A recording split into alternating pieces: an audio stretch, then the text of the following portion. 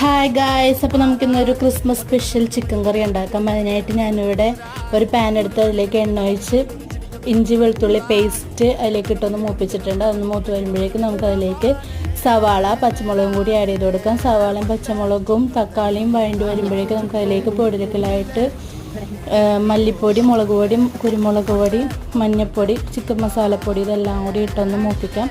അതൊന്ന് മൂത്ത് വരുമ്പോഴേക്കും നമുക്കതിലേക്ക് ഒരു തക്കാളി മിക്സിയിലിട്ട് അടിച്ച് അതിലേക്ക് ചേർത്ത് കൊടുക്കാം.